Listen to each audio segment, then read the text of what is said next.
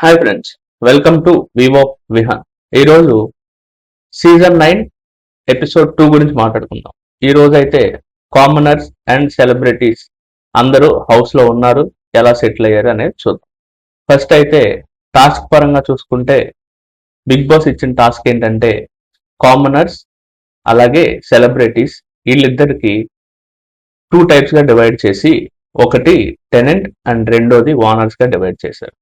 Highlight thing ఏంటంటే celebrities ఎవరైతే ఉన్నారో వాళ్ళందరినీ టెనెంట్స్ గాను, కామనర్స్ ఎవరైతే ఉన్నారో వాళ్ళందరినీ ఓనర్స్ గాను డివైడ్ చేశారు.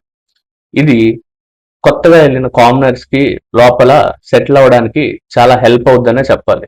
ఎందుకంటే త్వరగా వెళ్ళి సెటిల్ అవ్వడానికి, కొంచెం హౌస్ అలవాటు అవడానికి నార్మల్ గా అయితే వాళ్ళకి చాలా టైం పట్టేది. కానీ ఈ టాస్క్ వల్ల వీళ్ళు ఓనర్స్ లా ఫీల్ అయ్యి, అలాగే వాళ్ళ టెనెంట్స్ లా ఫీల్ అయ్యి సెలబ్రిటీ కామనర్ అనే లైన్ అయితే చెరిగిపోద్దని నేను నమ్ముతున్నా.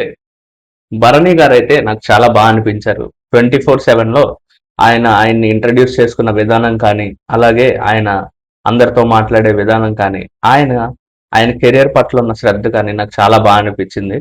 ఆయన చెప్పిన మాటలు విన్న తర్వాత నాకు అనిపించింది ఏంటంటే ఆయనకి రావాల్సిన సక్సెస్ రావాల్సిన టైంకి రాలేదని అనిపించింది. ఆ కంటెస్టెంట్ అయితే నాకు చాలా బాగా నచ్చారు. అలాగే సుమన్ శెట్టి గారు కూడా చిన్న వయసులోనే సక్సెస్ చూసి పాపం తర్వాత ఆయన సక్సెస్ లేక ఆయనకు కూడా రావాల్సిన సక్సెస్ టైంకి రాలేదనే నాకు అనిపించింది. ఆయన కొంచెం ఓపెన్ అప్ అయితే ఇంకా బాగుంటది అనిపిస్తుంది. కొంచెం ఇంట్రోవర్ట్ గా ఆయన అయితే లోపల హౌస్ లో అయితే ఉన్నారని నాకు అనిపించింది. ఇమాన్యుయల్ కి అండ్ మాస్క్ మ్యాన్ హరీష్ గారికి చిన్న డిస్కషన్ అయితే వచ్చింది.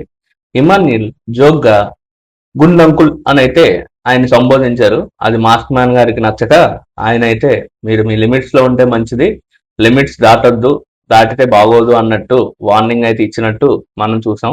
అలాగే ఇమాన్యుయల్ కూడా దాటితే ఏమవుతుంది అన్నట్టు కొంచెం మాట్లాడాడు. మేము మీకు సారీ కూడా చెప్పామని చెప్పారు.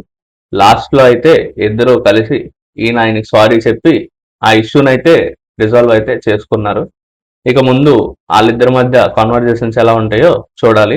రీతు చౌదరి గారు అండ్ మన పవన్ కళ్యాణ్ సోల్జర్ కి మధ్యన ఒక ట్రాక్ అయితే బిల్డ్ చేయాలని ట్రై చేస్తున్నారేమో అని నాకైతే అనిపించింది. వాళ్ళిద్దరూ కళ్ళల్లో కళ్ళు పెట్టి చూసుకోవడం, రిమైనింగ్ కంటెస్టెంట్లు అందరూ చుట్టూ ఉండి సాంగ్స్ పాడటం, వాళ్ళిద్దరూ కళ్ళల్లో కళ్ళు ఆర్పకుండా చూసుకోవడం అనేది చిన్నది వాళ్ళే టాస్క్ లాగా క్రియేట్ చేసుకొని చేయడం అయితే జరిగింది. నాకు ఎందుకో వాళ్ళిద్దరి మధ్య ఒక ట్రాక్ అయితే బిల్డ్ అవబోతుందేమో అని నాకు అనిపిస్తుంది.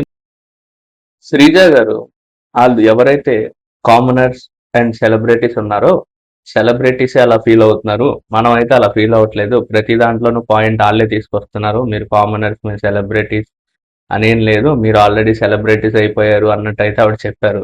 అలాగే ఈ టెనెంట్ ఓనర్షిప్ అనే ఏదైతే టాస్క్ ఉందో అందులో కూడా ఆవిడ స్ట్రాటజీస్ కూడా బాగా వేస్తున్నారు. ఎందుకంటే వాళ్ళకి ఇవ్వాల్సిన ఇమ్యూనిటీస్ బిగ్ బాస్ వీళ్ళకి ఇచ్చిన ఇమ్యూనిటీస్ ఏమేమి ఉన్నాయో అవి చాలా థిన్ లైన్ గా ఉన్నాయి. అవి కూడా ఈవిడ పాయింట్ అవుట్ చేసి కంటెస్టెంట్ అందరికి ఎక్స్ప్లెయిన్ చేసి వాళ్ళకి ఏమైతే రావాలో అవి మాత్రమే ఇవ్వాలి, ఇది టాస్క్ గా మనం గమనించాలని చెప్పి చాలా మంచి పాయింట్ అయితే రైస్ చేశారని నాకు అనిపించింది. స్టాండ్ అవుట్ అయింది ఓవరాల్ గా మాస్క్ మ్యాన్ గారు, రీతు చౌదరి గారు, అలాగే పవన్ కళ్యాణ్ గారు అనే చెప్పాలి.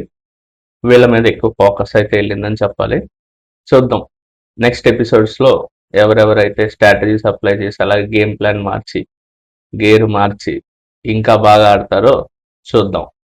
మీరు అప్డేట్ కోసం అయితే సబ్స్క్రైబ్ చేసి పెట్టుకోండి. Thank you so much.